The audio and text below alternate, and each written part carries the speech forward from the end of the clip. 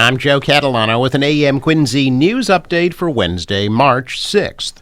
President Joe Biden and his predecessor, Donald Trump, romped coast to coast on Super Tuesday, all but cementing a November rematch and increasing pressure on the former president's last major rival, Nikki Haley, to leave the Republican race. Biden and Trump each won Massachusetts, California, Texas, Alabama, Colorado, Maine, Oklahoma, Virginia, North Carolina, Tennessee, Arkansas, and Minnesota. Biden also won the Democratic primaries in Utah, Vermont, and Iowa. Haley won in Vermont, but the former president carried other states that might have been favorable to her, such as Virginia and Maine, which have large swaths of moderate voters like those who've backed her in previous primaries. Not enough states will have voted until later this month for Trump or Biden to formally become their party's presumptive nominees. But the primary's biggest day made their rematch a near certainty.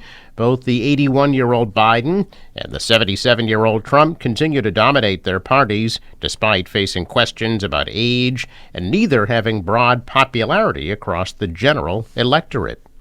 Now, here in Quincy, President Joe Biden won the Democratic primary with 74% of the vote. Donald Trump won the Republican primary with 67% of the vote.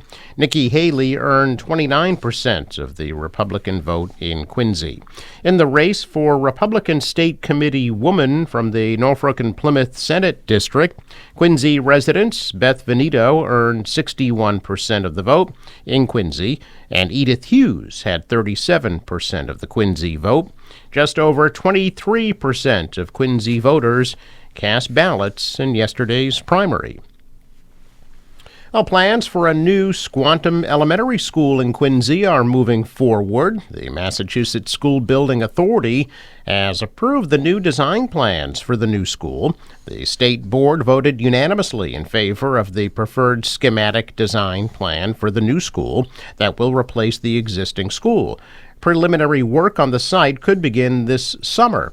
The city plans to renovate the original 1919 portion of the school and tear down the additions and replace them with 3 two-story additions on the sides and back of the original building. The project has an estimated price tag of $107 million, with construction costs at $83 million.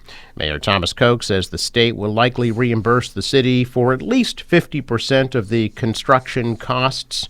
Actual construction could begin in September of 2025. A pedestrian was being treated for a broken leg after being struck by a car in Quincy yesterday evening. Police say the 40-year-old man was hit at the intersection of Washington and Elm Streets in Quincy Point just before 6 p.m. The victim says he pressed the crosswalk button and was in a crosswalk when he was hit and thrown to the ground. However, the operator says the man was not in a crosswalk and that he was on his cell phone at the time of the incident. The victim was taken to South Shore Hospital for treatment of a leg fracture. Police say the 2023 Jeep Wrangler had damage to the front hood. So far, no citations have been issued. As the state continues to grapple with an emergency shelter system at capacity, Massachusetts House lawmakers proposed a supplemental budget that would limit emergency shelter stays. The supplemental budget is $245 million. It proposes limiting the length of stay in the emergency shelter system to 9 consecutive months, with an additional 3 months for those currently employed or enrolled in a job training program. Pregnant women and people with a disability, among other conditions, would also be eligible for 12 consecutive months in the program, regardless of employment status or participation in a job training program. It also proposes a $2,500 tax credit per trainee for companies that provide workforce training to individuals enrolled in the Emergency Assistance Program or staying at an overflow shelter site. The total amount of the credits would be capped at $10 million per year.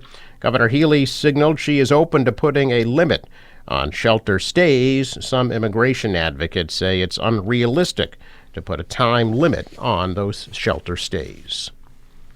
Duxbury police are warning the public to watch out for scammers after a 93-year-old resident was scammed into mailing out $17,500 in cash to people she doesn't know. On Monday evening, police got a call from a citizen who stated she believed her 93-year-old mother had been scammed. The victim, a resident of Tussock Brook Road in Duxbury, had received an alert on her computer stating that the computer was compromised and infected with a virus. The alert instructed her to contact Microsoft support, so she called the number that appeared on her screen. Suspect gave a lengthy explanation to the victim about the compromised files on her computer and claimed it involved her bank, Rockland Trust, and the Federal Trade Commission. The scammer advised the victim she would be receiving a call from a federal agent who would give her instructions. A person then called the victim, giving her the details on how to address the issue. The victim had mailed $17,500 in cash via UPS. Following the instructions from the fake federal agent, police contacted UPS and were able to track down the package, which was en route to Logan Airport with a final destination of New York. Police coordinated with UPS to have the package brought back to the Kingston UPS shipping warehouse, where it was secured and then returned to the victim.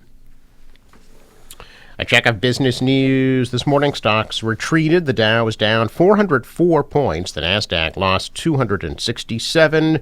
The S&P dropped 52. World stocks mostly higher after tumbling. Big tech stocks dragged Wall Street to its worst day in 3 weeks. The dollar slipped. The euro rose. Oil at $78 a barrel.